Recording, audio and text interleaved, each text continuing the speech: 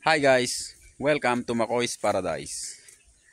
So ngayong araw ay nandito tayo sa ating breeding area dito sa aming backyard farm.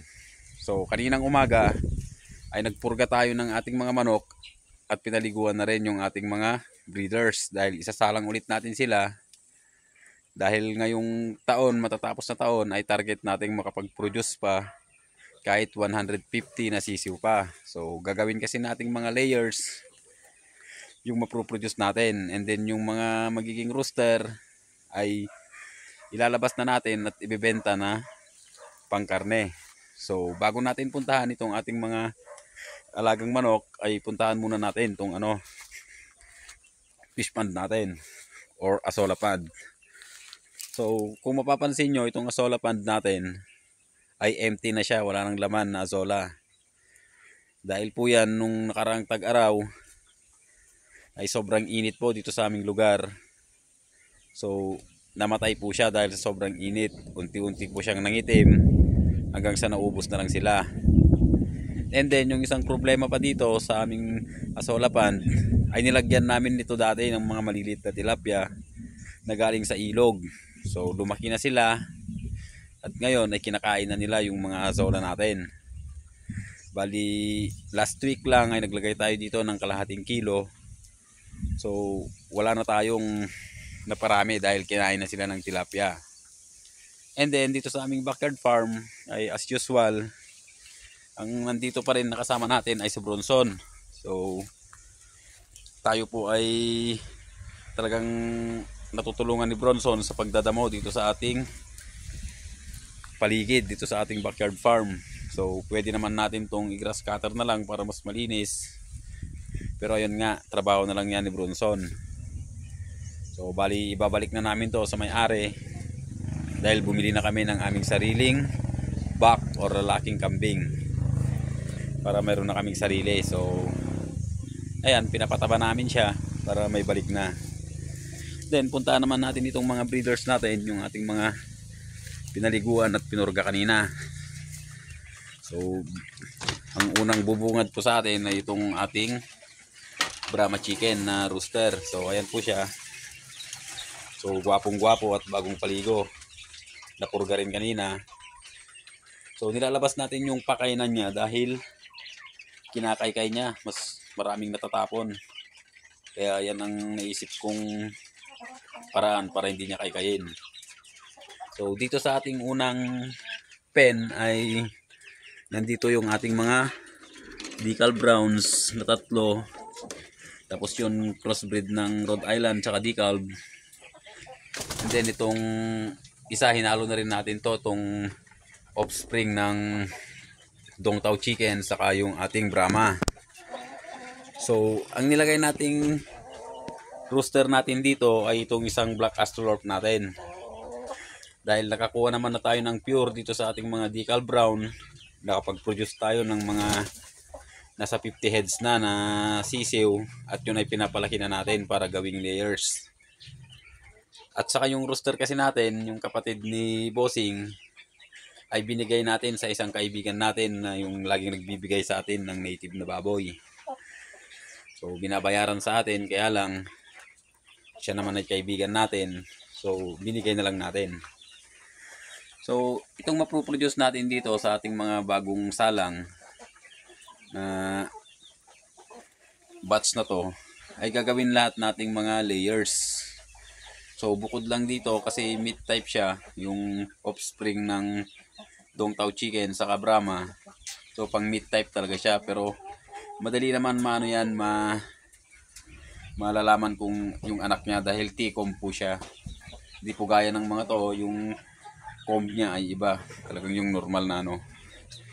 And then dito sa kabila, puntahan natin sa pangalawa. So mayroon din kaming mga bagong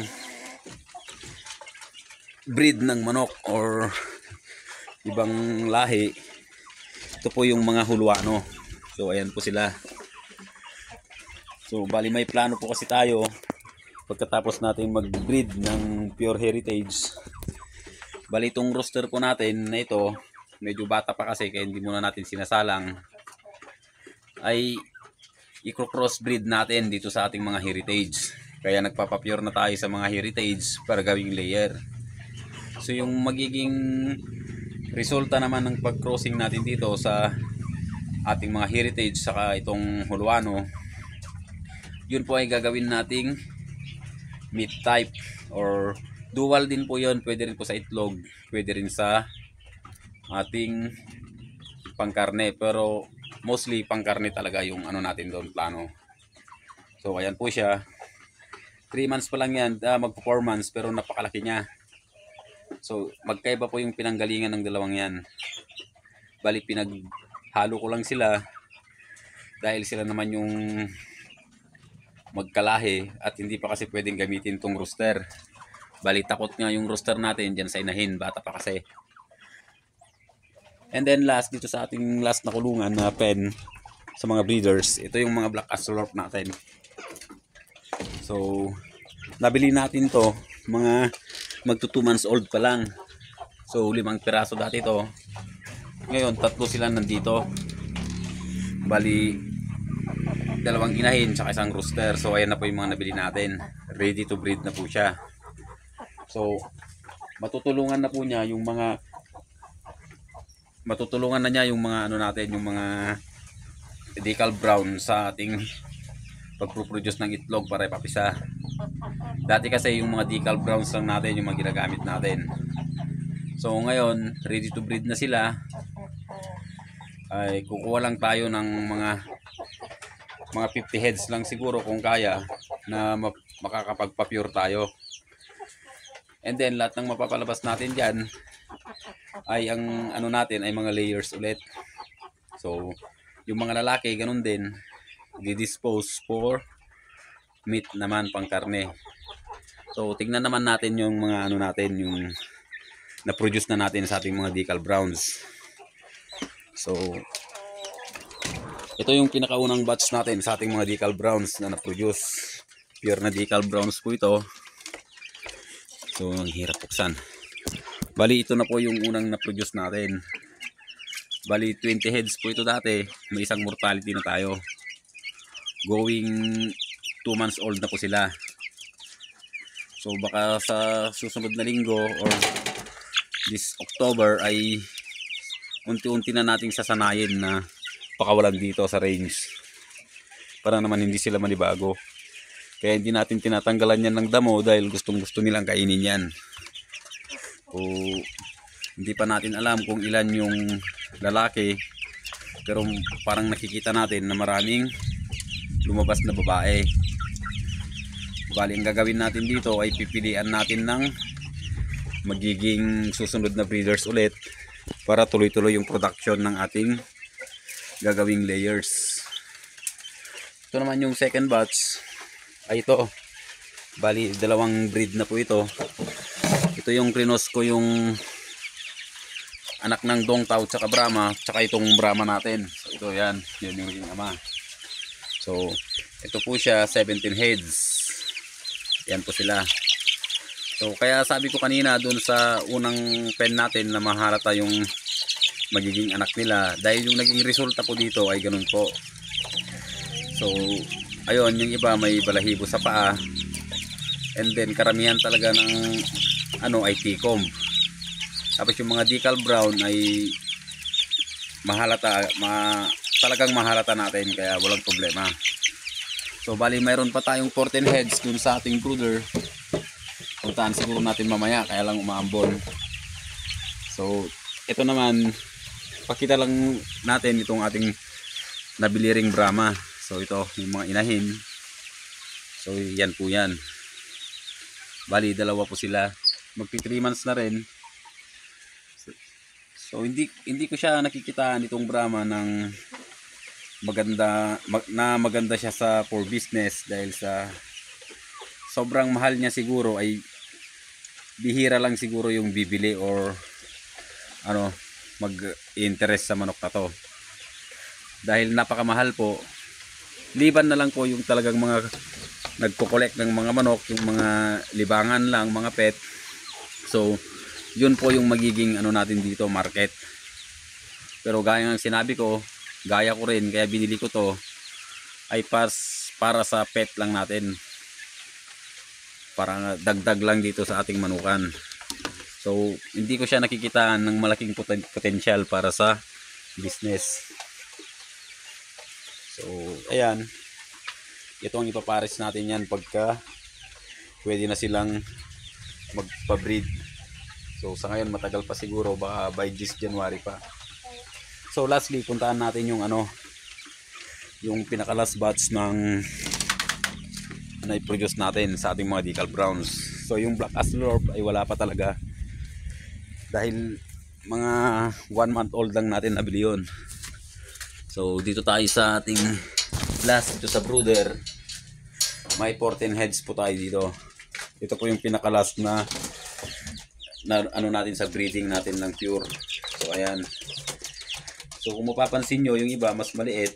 Dahil yun po yung mga pinalimlim natin sa native. May 5 piraso po siyang napisa. Pero itong iba ay pwede nang ilipat to sa mga ilipat dun sa ating kulungan dun. Pero kawawa naman yung 5 pagka iniwan natin dito. Kaya sama-sama na lang sila. So, ang problema lang naman kasi dito sa 5, dahil mas maliit sila, lagi silang naagawan ng pagkain. Kaya depende sa magiging plano natin, baka ilipat na rin natin sila. So, dito naman sa pinakaunang breeding pen namin, ito yung pinakauna, ay may mga manok pa tayo dito. So, ito po yung ating mga napalabas sa ating cross breeding ng native chicken saka yung decal brown na rooster. So, ayan, nasa 30 heads po sila. And then, yung mga kasama nito ay nandun sa ating farm sa taas. So, pinapalaki natin sila para i-dispose na rin. Pinapatining natin sila. So, maganda naman yung naging resulta ng ating crossbreeding sa ating native na manok tsaka sa decal brown na tandang. Pero may mas nakita akong magandang breed na gagawin para mag-crossbreed para sa meat type. Yun nga po yung ating Huluano at saka yung mga heritage chickens. So, kaya ito, i-dispose natin to lahat kasi okay naman na siya, kaya lang nakukulangan ako sa paglaki siguro nila or sa ito 2 months na to dapat meron ng 1 kilo yung iba dito, kaya lang hindi pa siya umabot. Sagana naman sila sa vitamins, purga, tsaka sa pagkain nga. Okay naman sila, hindi naman sila nagkakasakit. Kaya lang parang nababagalan ako kasi yung ibang breed ng manok natin 2 months pa lang ay pwede nang i-dispose yung mga rooster.